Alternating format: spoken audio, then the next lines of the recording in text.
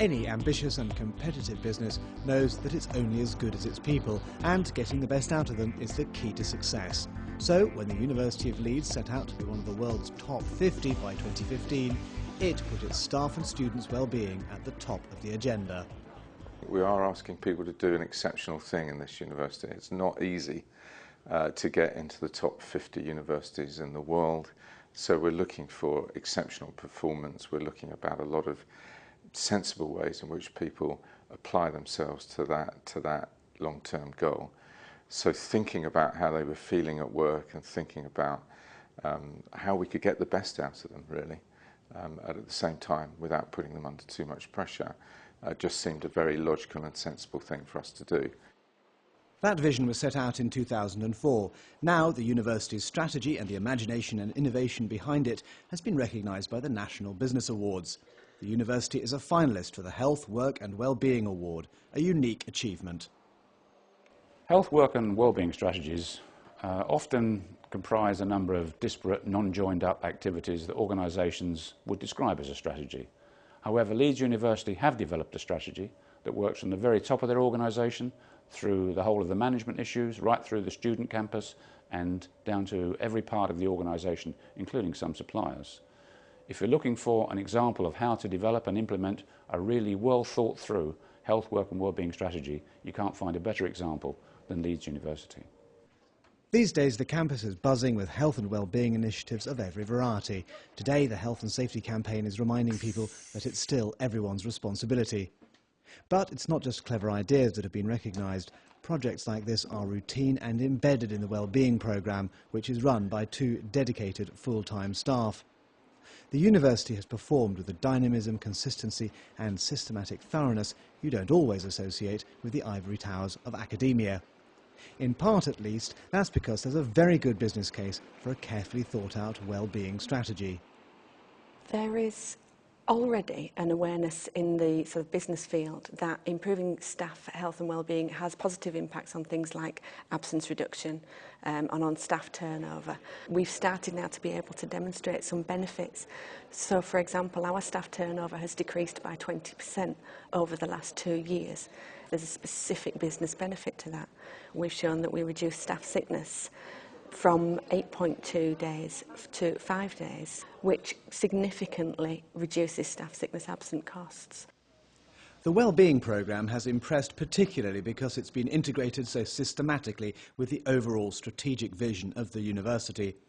A wealth of innovation sprang from the findings of a values group that encouraged people to imagine an ideal future. What we've done as a values group is hold a whole series of workshops where we've tried to describe what it would feel like to work at the University of Leeds if it really were truly a world-class university and had achieved its purpose. And as part of that conversation, we've said, well, what would it feel like to work here? What stops it being like that here? What do we need to do to get there?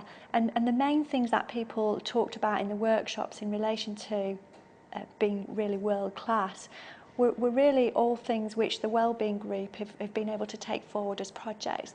Wellbeing projects developed over the last 4 years include everything from a healthy week and management training to assistance with buying bicycles and staff wellbeing surveys. Getting the university body moving was another priority, and that was partly about making sporting facilities attractive to the unsporty. I think initially we were focusing on just kind of showcasing what was available to people, both through communication and opportunities to come and have a look, come and have a try. Over the last few years, what we've tried to do is take people into a more progressive programme so that they get engaged in a try it session and then lead on to an intermediate and a full-time programme, say of yoga or Pilates. We've also engaged with lots of other constituent parts of the university, and that will include things like our residence and catering and our student union. So healthy food options, cooking lessons, all of these sorts of things. And it's been about much more broadly getting people to change their behaviour and get engaged in a healthy lifestyle. You don't have to look far for evidence that the sports service is working. Henry Gauci has been a technician at the university for over a decade. In the past, he might have gone to a gym to lose a few pounds. Now it's the university sports centre. I think being able to go to a sports centre in your lunch break, and also the good thing about that is that you're sharing the sports facility with younger people, students, academics, management, and you're all together and exercising together, and you're all aiming for the same thing. Yeah, I've done that, and it's quite enjoyable. It's hard work though. Going back to work in the afternoon though. But Henry has benefited in other significant ways from the Wellbeing programme. The annual staff festival gave his musical talents an audience that revealed the university as a living community. It was a revelation that has transformed his working life. When I was on stage, people had brought the children in, so it was like a family event. It wasn't just a staff and student event, it was a family event. People brought the children, and I had about 20 to 30 children at the front shouting "Ukulele Henry." And if that doesn't give you inspiration, you know, it's just a fantastic feeling. Yeah, the high point of my year was the talent competition, and I've met so many people through it as well.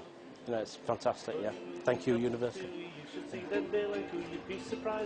Leeds University is the second largest in the UK, and motivating the 50,000 strong community that comprises it is even more impressive given the diverse mix of support staff, students and academics. Small wonder then that the National Business Awards judges had no hesitation in choosing it as a finalist for the Health, Work and Wellbeing Award.